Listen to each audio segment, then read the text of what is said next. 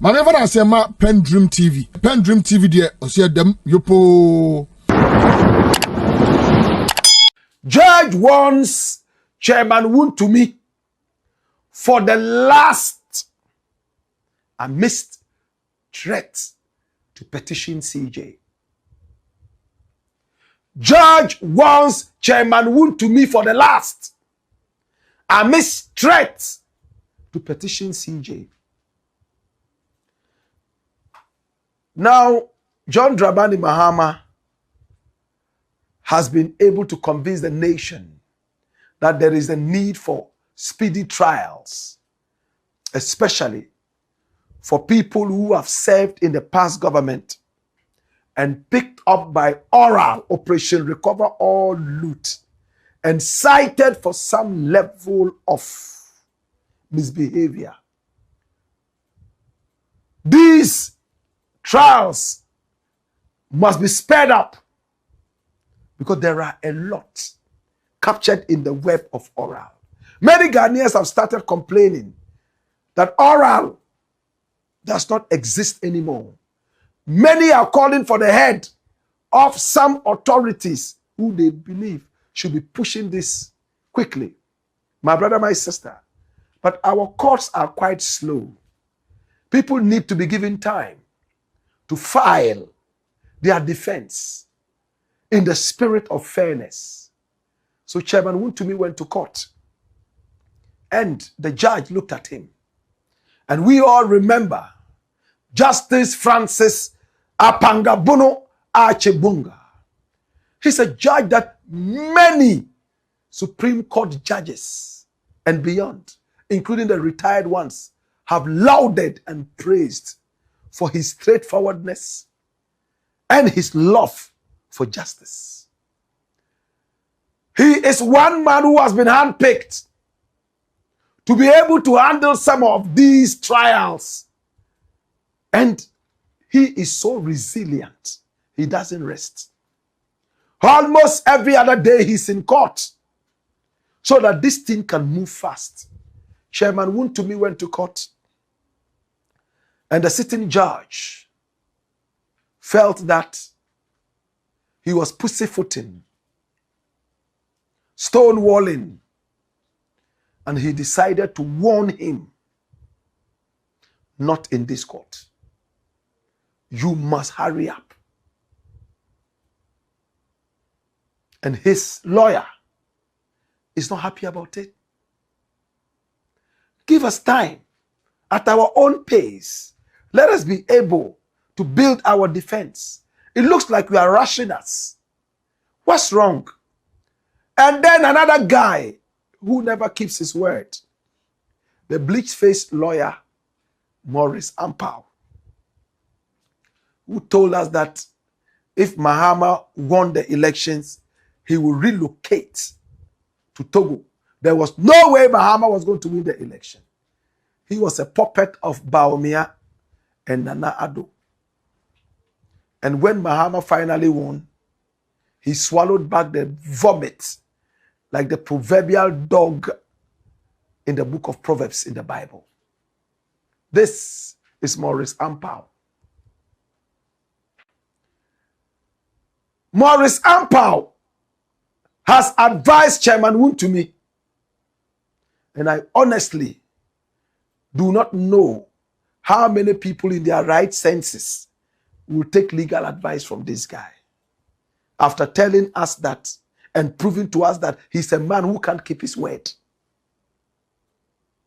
If you listen to him, wow, JJ.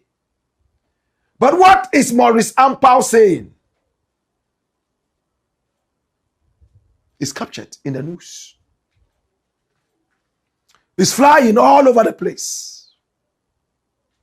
And here, Ghana Web has made it clear. Petition CJ now. Maurice Ampaw reacts to judge's warning to Wontumi lawyers. Run the story. It's interesting. Hey. In court, there's a warning. They have been told Private legal practitioner Maurice Ampaw has called on the legal team of the Ashanti Regional Chairman of the NPP, Bernard Enchibo, to petition the Chief Justice over comments made by a trial judge in court. Now, his comments follow certain concerns raised by the judge over delays in ongoing trial. Yes, in the ongoing trial involving Chairman Wontumi and his associates. Now, speaking in an exclusive interview with Ghana Web's Mandy Ajimai on Friday, May 8th, that's today, Ampaw said the judge's comments create the impression that she is under pressure to speed up the case due to public discussion surrounding the matter. Chairman Wontumi and his lawyers must petition the Chief Justice for this statement. There should be a petition to the Chief Justice that they are not comfortable with the statement that the judge made in open court, because it means that the judge is under pressure to hurry the case. And then the fear is that the judge is also listening to public commentary, which is not a duty, he said. Maurice Ampaw further argued that the judges are expected to focus only on the evidence before them and not on public opinions on cases before the courts. They swore an oath not to listen to the public commentaries. That is why we have the court. Those public commentaries are rather politicizing the matter, he argued. He also questioned why the judge blamed Wontumi's lawyers for the delay in the case. That's it.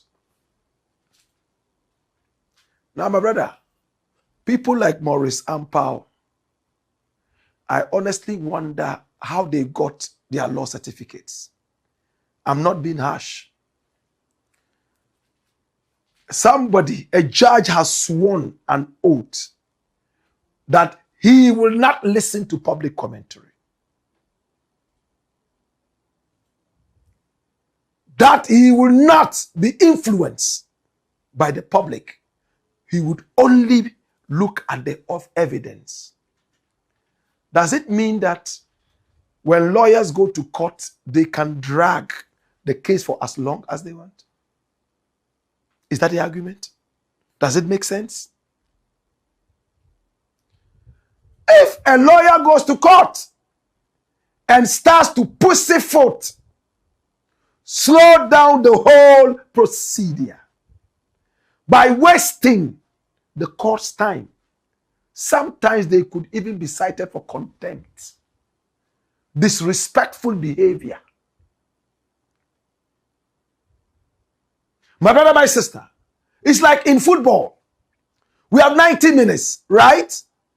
But sometimes we have time added on when there has to be results. A winner and a loser. Now, in the game of football, and listen attentively. When a player realizes that he is in the lead and he decides to waste the time of the whole game, what does the arbiter or the referee do? A player can decide to pick up the ball as if he's going to throw it, and then he will drop the ball on the floor, and another person is running 6 million miles away to come and pick the ball just to waste time. Sometimes we know how they do it. They just fall as if somebody has kicked them. The smallest touch, they are on the floor. They will wriggle and act and steal some 5 minutes of the time. When the referee, in his own discretion, realizes that this is what they are doing, what does he do? He flashes a yellow card. Sometimes it could even be a red card. Sometimes the player could even be banned for several matches, depending on the gravity of the time-wasting offense. So for you to think that the fact that the judge is there for justice means that you can drag any case unnecessarily till your dirty party comes into power 40 years later, so these people can be set free. No, sir. It's not going to work. There's a new sheriff in town who has Ghana at heart. My brother, my sister, this said, well, the lawyers can go and petition the CJ. And the Chief Justice of Ghana, Justice Bafo Bonnie, is a very, very knowledgeable man. He's not there for nothing. He is there to make sure that justice is delivered and delivered properly. My request to the Chief Justice, if I may, is that with all respect, bring back the other photo. That thing that the judges and lawyers put on their head, in fact, is becoming absurd. With all respect, this is a colonial legacy. I don't know. Somebody told me it's some dead white people's hair that they have woven together to put on their head. These were worn by the lords and the woo, you know, in the days. Yes, it's a professional thing. But I think once we are independent, if we still want to put something on our head, maybe we can put kente. And I will be happy if judges in Ghana start wearing fugu to court. How many people agree? Fugu and maybe kente. Imagine a judge wearing this kente on the head instead of that thing. And a big one, kente, like that, and chow chow, and he goes to sit in the court. My Lord, I think the word Lord will make more meaning with the kente and the fugu than this one. With all respect, when I look at this, the dressing and the gloves, you know where my mind goes? Undertaker, career of corpse. Imagine in the night, if a judge or a lawyer wears this and is standing in the dark, and all of a sudden you turn and see this person in the dark. When you run home, what are you going to say? That you saw a what? But if the person was wearing kente, they say, oh, nana, na esumuye, ade. But with this, be honest, you will run, won't you? We are looking for the best for our country, with all respect. With all love and respect. I would love to see our judges and lawyers wear fugu, wear kente to courts.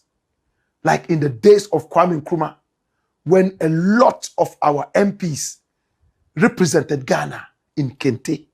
Our footballers, the Black Stars, I was told, I saw some pictures, kente. Oh, Lord. It's beautiful. If we are truly independent, let's give them their legacies and hold on to ours. This is an intellectual debate. What do you think? For Chairman Wontumi and his lawyers, nothing would stop this trial from going on. And nothing would save anybody who is guilty. My prayer is that may justice be delivered and may Ghana be honored. Is the Black Pot, aka Kukushonamo. And here we speak truth to power. Attorney General fired. Attorney General fired. Now, who is the Attorney General of the Republic of Ghana?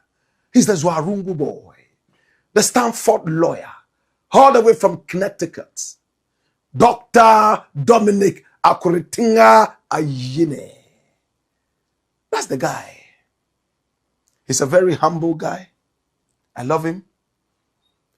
I have never heard a single lie from his mouth. When you ask him something, he will tell you the truth, or he will never open his mouth if he knows he can't speak the truth. And that's one thing I admire about him. I've been with him when calls came in from people he never even knew. And he spoke with them and gave them the information that they needed. For me, this is humbling. This is the nation's lawyer. This is the man who represents Ghana in all legal tussles and litigations. He is not a little boy, but his humility, my brother, my sister, speaks volumes.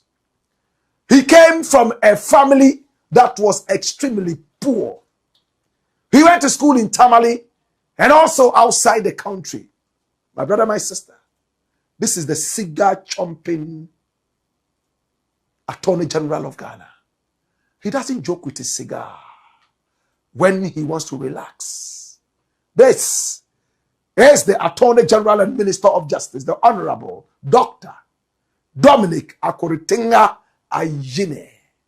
He's been fired. Who has fired him? First and foremost, one of his own students. His name is Paul Adom Ochre. He is a journalist. Oh yes, he's on TV. You hear him on radio. He's now a communications person of the NPP. He's a guy that I admire. He's fluent. And a lot of the times, he has his facts stringed together and is able to eloquently deliver. And I admire people who can deliver and who can speak their mind. In the days of the NPP, there were controversies around him. Some people even nicknamed him the Christmas tree. Better still, Paul the Christmas tree. Ochre. This is the guy. In fact, the office of the special prosecutor bundled him up like a sack of cocoa and threw him into custody where he sweated like a pregnant toad on heat. Many people condemned that. And when he came out, he thanked many wonderful people who helped to bring him out, including the Otumfuo. And there was a quick rebuttal from the royalty surrounding the Otumfuo Manshia. They said, don't drag the Otumfuo's name into any such thing. My brother, my sister, this is Paul Adom Ochre. Now, Paul Adom Ochre was a student of the Honorable Dr. Dominic Akuritinga Ayine in law school. Of course, many have told us that he couldn't finish. Others have said he finished without a certificate. But he himself has never been bold enough to come out and say that, you know what, I went to law school, but I dropped out. Or I went to law school and I'm still heating up in the background to go and finish up. I think it's embarrassing to him. But I don't think this is an embarrassment. Because what he knows, I believe there are a lot of lawyers who don't even know that. A certificate should not separate us from checking the contents of our heads. Can I say that again? A certificate should not stop us from checking out the content, the real content of our brains. My brother, my sister, this is Paul Adom Ochre. He's been on the back of Dominic Akuritinga Ayine for some time now. Maybe for political reasons. Maybe for genuine reasons. He's been criticizing him night and day. I came across a tape. And in this tape, which is just a few minutes, he is on the case of the Attorney General. And I would like us to look at it and find out exactly what the issue is. And we'll tell you more. But I can warn you, he fired the Attorney General. Watch this. Attorney General Sremsai. This is Hanan and his wife. Yeah. This is Deputy Attorney General. Now, this is a story. The Deputy Attorney General Justice Sremsai has withdrawn charges against former Chief Executive Officer of National Buffer Stock Company Limited, Hanan Abdul Wahab Aludiba, and his wife, Faiza Seidu Wuni. They've withdrawn the charges. Sremsai has withdrawn the charges against Hanan. You see, we have to take politics out of some of these things. And just talk about competence. It's competence. It's not politics, it's not NDC-MPP, it's competence. When Dominic Ayine started his Nobel press conferences, that had never happened. That was frowned upon by senior members of the Ghana Bar Association, frowned upon by senior jurists at the bench, frowned upon by international experts who looked at Ghana and the new legal system and the jurisprudence of our country. He did something that is an affront to the jurisprudence of the history of Ghana. An attorney general comes to do press conferences and calls people names. He calls them thieves. He calls them this. He calls them that. Everybody spoke against it. Dominic Ayine will not renege. He continued to do it. He continued to hold press conferences. Now he has stopped.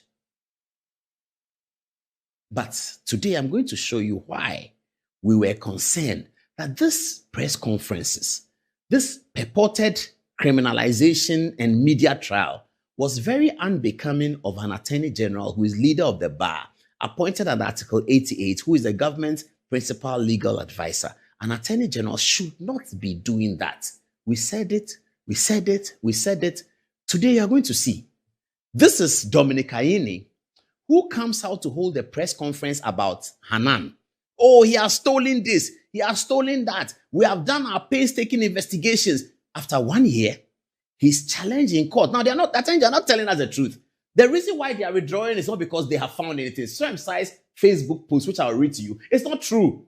The reason why they are withdrawing is that they were smuggling in evidence. After 1 year of presenting all their evidence, during the management of the case, they realized that the evidence that they have presented is all water. As Dom Levo said, garbage. They realized it when they were confronted at the court, not at the press conference, at the court, where they are a lawyer, their defense is a lawyer, everybody there is a lawyer, not press conference where you are doing a monologue, journalists ask you questions, you get away with it and you do your thing and you go away. No, this was in the room of court. Lawyers were there and they were pointing out to them that, but this is your evidence. What are you talking about? Is that how, what do you mean? Then they found out that, hey, Charlie, we're in trouble. So bring some new evidence. They brought and they said, hey, you can't smuggle evidence in. You know the procedure. The court said, no, Attorney General, you can't bring. So they were not allowed to add any more evidence they have smuggled in. And as a result of that, they could tell that this whole case, the whole charade, is going to collapse on their head. First, let's go and listen to Dominic Ayine about what he said, the kind of evidence he claimed that he had gathered about the Hanan case, the extent of the evidence of what he said he found against Hanan, and was so confident going to court. The confidence has now completely evaporated and he's running away. He's letting the Deputy Attorney General come and do a Facebook post. Dominic Ayine now cannot face the camera. He's hiding behind Facebook posts. He should come and talk. He should do a press conference again and explain to the journalists why he has withdrawn the Hanan case. He's run away. Well, they said there's some reshuffle coming. People say that he'll be reshuffled. I hope he's not reshuffled. Me, I like him. But people say he's going to be reshuffled. This is it. He's running away from the case that he's fighting into Facebook posts. Listen to the press conference and listen to what he said about the case that he has now dropped. Listen. I keep saying that it is important that we we do painstaking investigations, because without the painstaking investigations that were done quietly, we started this in February. In February 2025, this investigation started in February 2025, and it is now that we have the results. I was never an incompetent lawyer in private practice. I don't want to be an incompetent lawyer in public service. So I want us to take our time to do the kind of work that I'm announcing today. So on account of the foregoing, we have decided to charge Mr. Hanan Abdul Wahab and his wife, Faiza Seydou Wuni, with stealing, conspiracy to steal, causing financial loss to the state, using public office for profit, obtaining public property by false statements, and money laundering. The charges will be filed on Friday, and I have the charge sheet, the draft charge sheet, which I am reviewing here for everybody to see, so that nobody goes to say that I have indicted somebody and I don't have charges. I have my charges ready. The charges have collapsed. Dominic Ayine's charges have completely collapsed. The same thing he showed to the media, it has collapsed in the face of court. That's what we were telling him. Wait and go to court. This media trial won't take you anywhere. Look at this headline from City FM. Ex-NAFCO boss case. High Court strikes out prosecution's witness statement. The High Court has stricken out the prosecution witness. Their statement. This is the Dominic Kaini, the thing he says, I have my charge. You can show it to the media all you want and say, I have my charges and brag and boast. The High Court will show you your level. The High Court has showed him his level. All the things he came to say about Hanan, he has been told that it is hogwash. It is nothing. It's garbage. It is baseless. And he can't admit it. He's running away behind Facebook posts. Let us elevate the standard of our public officials. Let us have high-profile, quality public officials, not those who are interested in camera and just come and brag in camera before journalists who are not their peers. Going to the court. That's where your peers are. When you went into the court, the High Court has stricken it out. That is what has happened to them. The embarrassed double Attorney General, Dominic Kaini and Sremsai, they've been disgraced. Why have they been disgraced? Attorney Generals lose cases all the time. And I saw Samson Ladi's post. That's not the point. The point is not about Attorney General withdrawing or Attorney General's case being struck out or Attorney General saying that I'm withdrawing the charges. The point is the prelude. What they did before they went to court. Telling Ghanaians that somebody is a thief.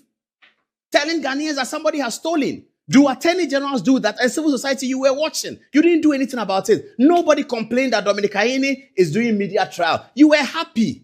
Civil society, you were happy. Now you are in court, in the Supreme Court against him. But this is the thing we talk about. Don't see things as political. It's not everything that's political. When somebody is doing something manifestly wrong, it is wrong. If it's Akufo-Addo doing it, it is wrong. If John Mahama does it, wrong.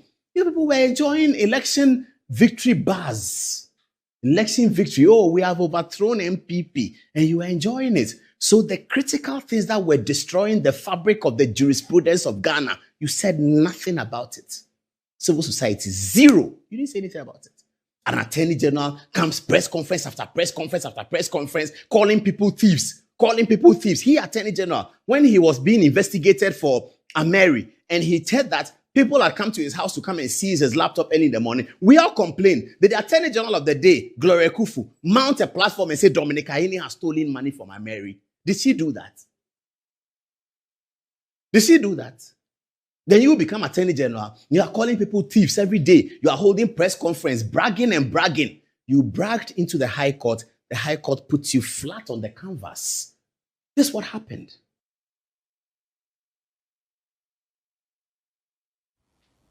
The ever-eloquent Paul Adomochri. I love him. But looking at his presentation, I may be wrong. It sounds quite personal.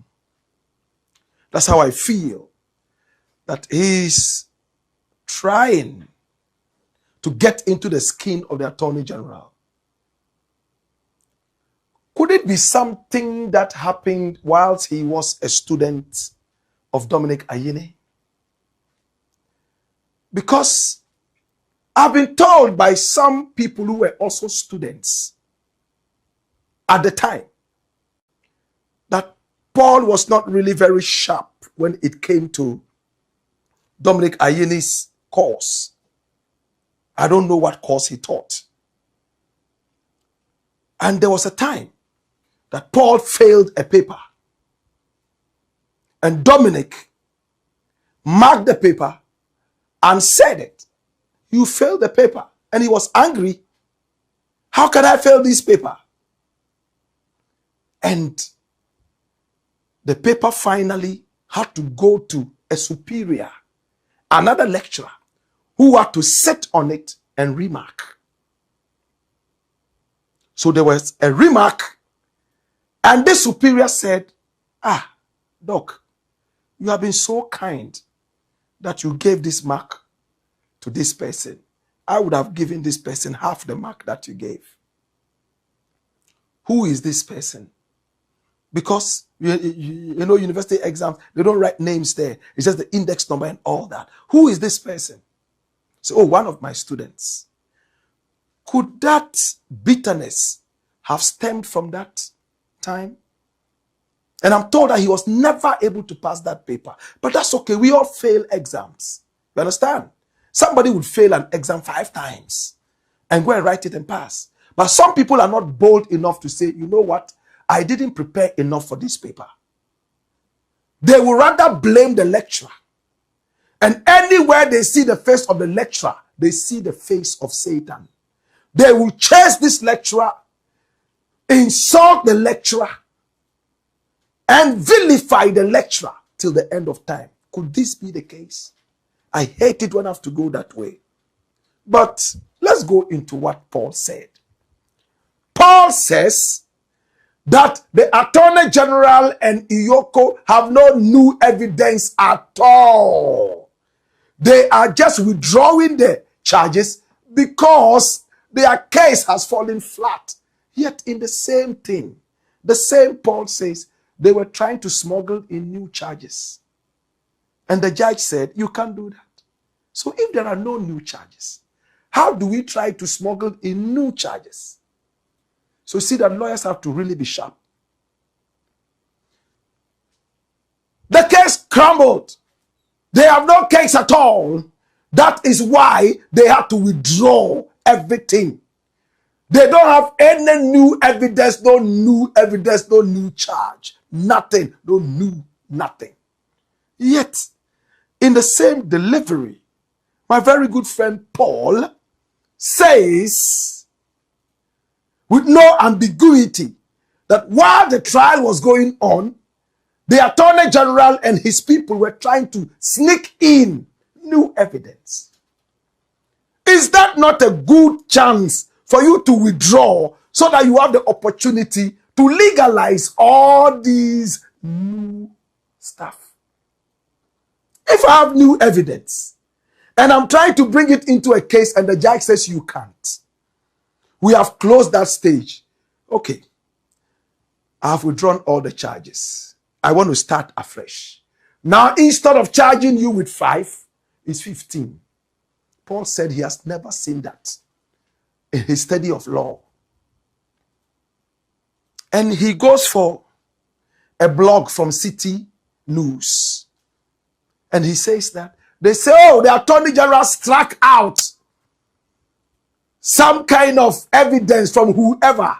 For that matter, the case has crumbled. Oh my God.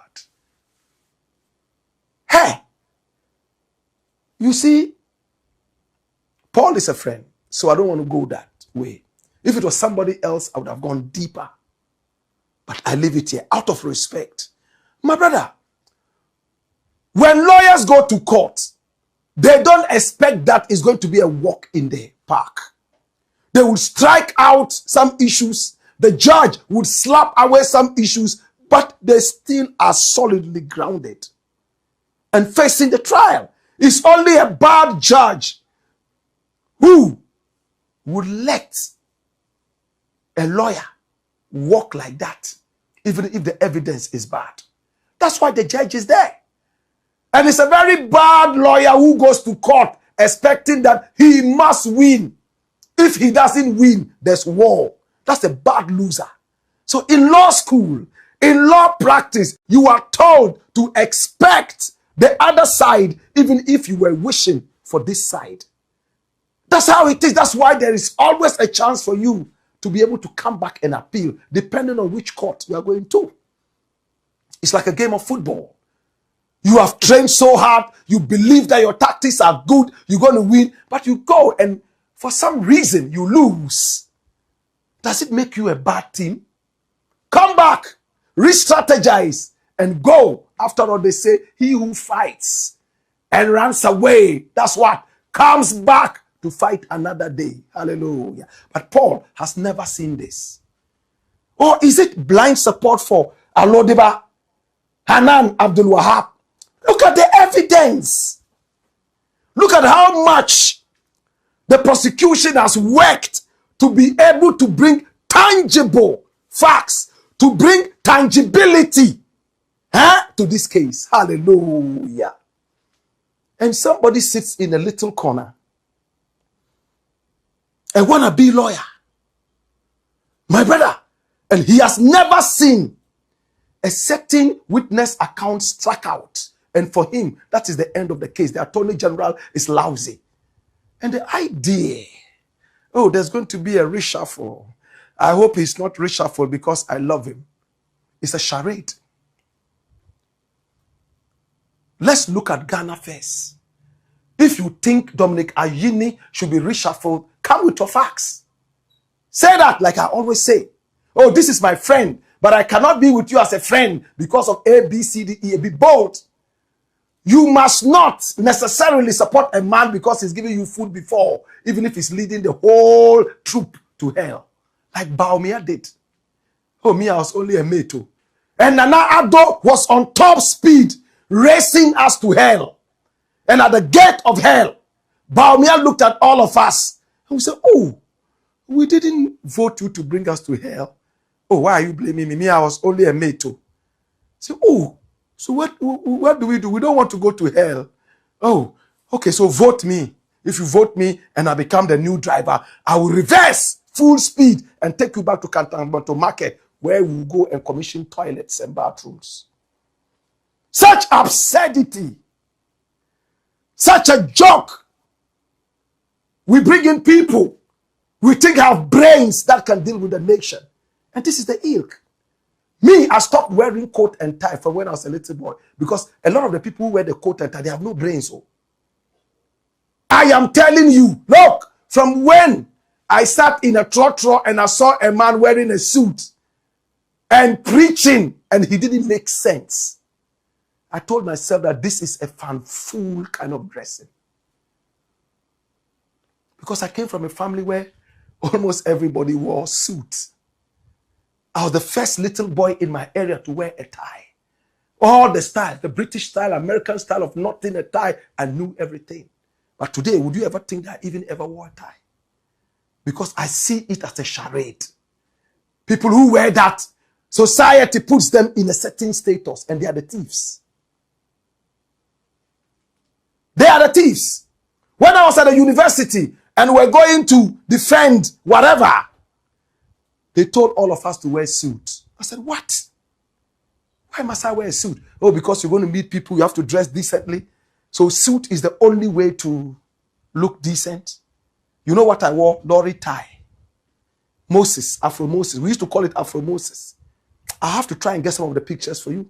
And my African print. And when I went, the panel looked at my shoes and started to smile.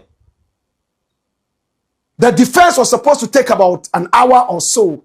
They spent about 40 minutes talking about my Afro Moses and about my hair and about my philosophies. We spent only about 20 minutes talking about the defense, and I passed. My brother, why did I bring this in? Appearances are important, but I think that as a nation, we have to be more purposeful.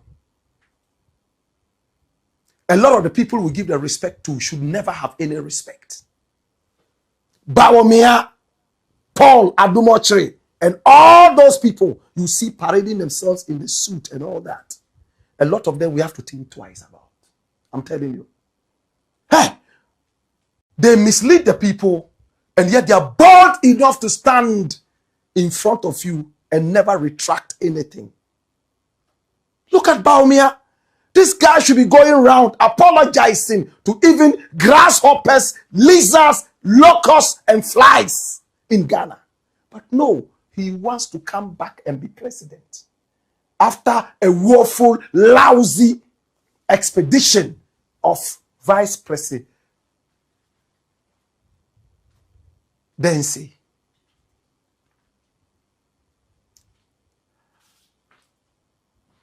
So, Paul goes to court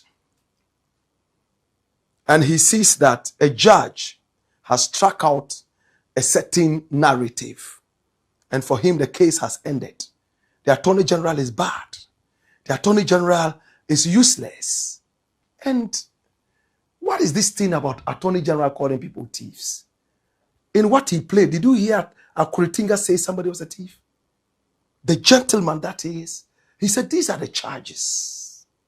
I have the charge sheet here so that people will not say that I'm just talking. After that, we'll go to the court. At his age, your former law tutor, he understands that he doesn't have to stand in public, even in his bedroom, and call people thieves. Every lawyer, even if they have not graduated yet, they know this. You cannot reduce your law lecturer to that level of infancy in the law. It's an insult. And again, could it be because he failed you in the paper? I have failed papers 1 trillion times, and I'm still failing papers. But that does not make me any different. I just prepare and go back. My brother, my sister, I'm going to bring finality to this. Attorney General comes out to give us information because I worry people for information. They all know me. When I call politicians, I'm not asking for money. I call Agboja. I'm not telling him, give me 1 penny. I don't need it. When I call Nana Jane, I'm not asking her for a penny. When I call Callistus, I'm not asking for nothing. Okay? I'm asking absolutely for nothing. Just information. Oh, I'm doing this story and I need your input on this. What do you think about this? What do you say about this? That's all. So if Attorney General realizes that many people are going to be calling for his perspective, and he decides to release a press statement or to come out and speak to the people, we have 2 types of press statements, the written and then the verbal. Attorney General comes and tells the people, oh, this is what it is, this is what it is, this is what we think, and because of that, we have filed the charges and we are going to court. Is that a crime? They have done that into making the Attorney General cower back. I pray it is not so, because I was enjoying the press conferences. I need to know. The people of Ghana have paid you to do the work. Update them. We are not living in darkness. So it has never been done in Ghana. Say ya na ya nusa, ntisa na ebe ya nusa, kopimta maibu. My brother, is that progress? Look at this. The Attorney General was talking too much. He was calling people thieves. When did Dominic Akuritinga call one person a thief? And you play a tape. And in that tape, the man is so gentlemanly. The Stanford lawyer. And he speaks and tells you that this is it. Or is it from sour grapes in the university when you couldn't pass his paper? I ask again. But please, get over that. It's nothing. If you fail a paper, so what? If you fail Dominic Akuritinga's paper, so what? Go and study and come back and fire. I think that this is a little too personal, honestly. I may be wrong, and if you are doing politics too, leave Ghana out of this. We don't need politicians in Ghana. We need patriots. I don't like politicians. When I hear a man say, oh, it's because of politics I'm doing this, I ask him, so where does Ghana fit? But this didn't end there. There's another guy called Kwesi Bochi. I've never met him, but I've seen his Facebook post in the past when he tried to rope me into some funny thing with Iyoko. But I mean, from his face, you can tell he's a very young guy, maybe one of my students in the African history class. And, you know, when I see people like this, a lot of them have passed through my hands before. In one way or the other, they have actually benefited from the noise we have made in the past and we still make. And I'm proud of them. You understand? That's his name, Kwesi Boche Jr., I'm told. He has also fired the Attorney General. He has fired him. And it's in the news. Headlines. And he says that the Attorney General was talking too much. And he was talking too much. The same thing that Paul said. The Attorney General is a grandfather in the law profession. If little ones like this can criticize the Attorney General, it means our democracy has come of age, and I'm happy about this. My brother, my sister, he has critiqued the Attorney General because this is an MPP boy. From his posts and things, you can see that these are NPP boys. Interestingly, nobody ever tags us to any party. When you think that Black Rasta is red, he slaps you with a blue hand. And when you think that he is blue, he punches your nose with a red knuckle. Okay? We are Ghana. That's it. He also fired the Attorney General. And he said a lot of things about him. He's talking too much. The press conferences were too much. I am sad that these press conferences I may not see anymore. I was truly enjoying that. I do agree that once those press conferences start coming out, we must do everything possible to chase with speed so that it doesn't look like the cases linger. Because when the cases linger, people get tired when you come to tell them about the same old things. I understand that. But it is important to update the people. This is what we're talking about. Should Dominic Akuritinga Ayine be reshuffled? If you ask me, I'll tell you without blinking, I don't see why. A lot of people have tried to intimidate him. A lot of people are impatient. And I understand that some of these people are not behind bars. But my brother, we must also understand that a lot of the so-called thieves that are standing trial have deep pockets. They have lawyers who can help to waste time. In our country, where money talks, it's not easy to put a rich man in jail. Can I repeat it? When you go to the jailhouse, 99% of all the people there are poor. Why? They go to court and that same minute, a judgment is passed. They will sentence him to jail for 10 years for stealing cassava and Kobe. Yet when the rich man goes in there, he has 600 lawyers. Each one is quoting from a book that the judge may not even know.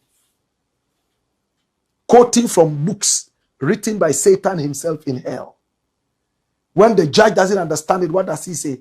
It is adjourned, bang, till next 28 years. When Mandela is freed, you come back. Before they pass a judgment on this case, the judge has died. His grandson is now the new judge.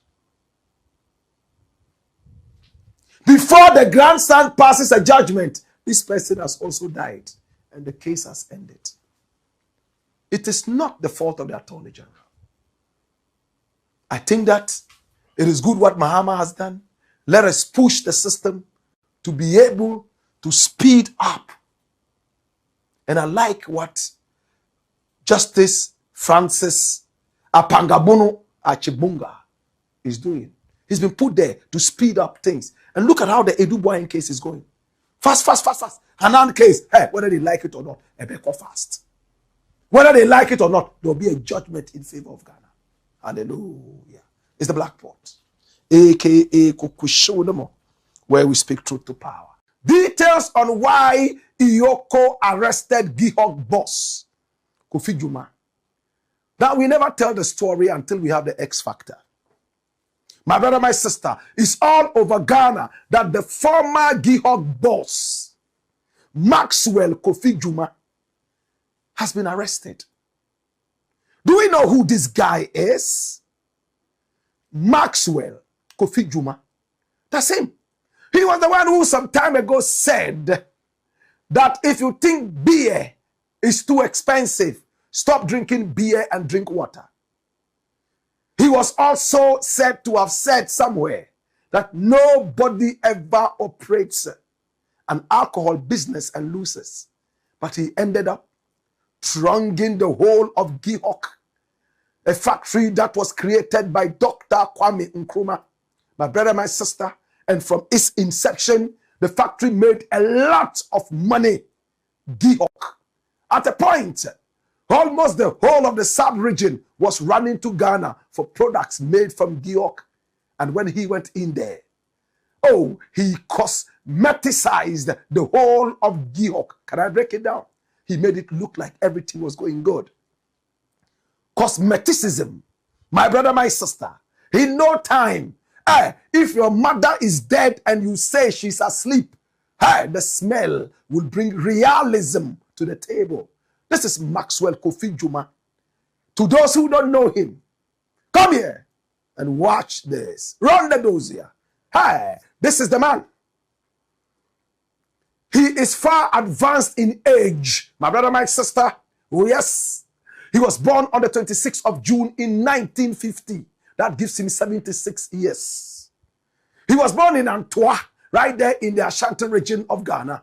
And his party is the all-time disgraceful party, the NPP, that disgraced the country Ghana, so irresponsibly plunged us into debt, and Ghanaians don't want to see them again. NPP, never again. Now he has an MBA in Finance and International Marketing from Rutgers University. Yes, from when I was only 9 years old. Oh my God. This is the man we're talking about. Maxwell Kofi Juma. He has served in several high-profile public office roles over the decades. He was mayor of Kumasi, member of parliament for 8 years, and deputy minister for 2 solid years as deputy minister for local government and rural development. This is Maxwell Kofi Juma. Flip and be quick with it, please. Now, corporate leadership and recent investigations, and that is why we are here. Now, GIHOC distilleries came under serious scrutiny. In fact, when this man was the boss of the company, under the NPP, he was voted the CEO of the year, and he got the CEO of the Year award at the 2019 Ghana Manufacturers Awards for his leadership. And note the date, 2019, that's the year. My brother, my sister, we're going to hit the year back soon.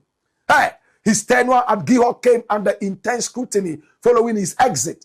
He has been the subject of multiple security agency investigations regarding alleged financial misconduct, unauthorized sale of company assets, and retention of state-owned luxury vehicles. And we told you that.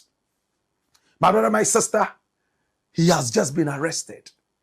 And GIHOC has made sure that no matter where this man runs to, he would certainly be arrested. My brother, my sister, oh yes, he was arrested by GIHOC in Accra. Now, this arrest followed a mid-April raid on his private residence in Kumasi. And we're told that he found a way of escaping from the house. How he did it, I wouldn't be able to tell you. Now, investigators are examining suspected breaches of public finance management protocols during his leadership at the state-owned beverage company. And today we're going to tell you the real reason he has been arrested. That's the X factor. And you can only get it here, my brother, my sister. Now, the allegations against Maxwell Kofi Juma are many. Let's start with his tenure right there at GIHOC. He allegedly acquired a high-end company vehicle originally valued at nearly 100,000 American dollars. That's about 1 million Ghana cedis and over, for just 4,943 Ghana cedis, 11 pesos. Investigators claim it was sold to him at roughly 5% of its actual market worth. This is serious. My brother, my sister, if the tin is supposed to be sold for 100 Ghana cedis, he bought it for 5 cedis using power. And remember, this is the man we're talking about. He's accused of illegally keeping additional official luxury vehicles after leaving office, including an Audi valued at over 60,000 American dollars. Authorities successfully launched operations to retrieve these items. And Juma is under investigation for the controversial disposal of GIHOC properties in Tema. Now, these assets were reportedly worth over 700,000 American dollars and were allegedly sold without the necessary board or ministerial approval. And we'll go into this in a bit. Yes. Now, he is accused of also bloating the company's workforce without authorization, causing severe financial strain on the operational budget. This is Maxwell Kofi Juma, the bulldozer of the MPP, the president's own in-law. Now, unconfirmed reports and media claims suggest he allegedly paid himself an unauthorized weekly allowance of 40,000 Ghana cedis. That's just about 4,000 American dollars, my brother, my sister, every week while leading the company. Now, no formal charges have been finalized in the case yet. But as I speak with you now, he is in the grips of the law. He is in the office of Ioku, and he's going through interrogation. Can I tell you what he's been interrogated for, aside all these things? Now, this guy here wrote a letter to the president of the nation, Nana Addo Dankwa Akufo-Addo, who had his son marry this man's, in fact, daughter. Can I break it down? Maxwell Kofi Juma had his son marry Nana Addo Dankwa Akufo-Addo's daughter. Can I cool down and say it properly? Now, these two people here, now the man standing there is the son of Maxwell Kofi Juma. And the young lady standing there is the daughter of Nana Addo Dankwa Akufo-Addo, the president of the nation. My brother, my sister, at the time, the former president. My brother, my sister, now. And this marriage happened right there at the State House. Hey, traditionally powerful. Kente was crying. Oh my God. Ahinie also cried, and much more. The Adwa rhythm never ended. It was a beautiful wedding. High profile wedding. They also wore their suit. Of course, the suit looked odd on some people, and it looked quite good on others. It was a day of floweriness. Can I repeat that word? Floweriness. Hallelujah. This was the wedding. High profile wedding. So did the president close an eye to all the dirty things that Maxwell Kofi Juma did because of this high profile wedding? Was it a bribe? Or was it just a token to say, Mr. President, turn a deaf's ear and a blind eye to whatever I do? Was it a charm? Abracadabra. Dash it away. Now watch this. Now, on the 5th of February in 1966, 19 days before Kwame Nkrumah was overthrown, on the 24th of February, Nkrumah opened his last factory ever in the history of the land. And that factory was opened at Abosso, the Abosso glass factory. This is what I'm talking about. My brother, my sister, Nkrumah spent 9 million cedis to build this whole factory. And within days, the factory was already making it big. What was the factory supposed to do? Produce glass, bottles, and some other such things. Oh my God. And these are pictures, my brother, my sister, from 1969, 3 years after Kwame Nkrumah was overthrown. Look how the factory had flourished. And everything was big. My brother, my sister, the whole of the sub-region came down to Abosso Glass Factory to be able to purchase products, bottles, glasses, and so on and so forth. And you see the bottles being made. Glass. Kwame Nkrumah, in his own visionary self, knew that this was going to be big. And this is 1969. But he built this and opened it on the 5th of February in 1966. The Osajifo. He spent 9 million cedis on that.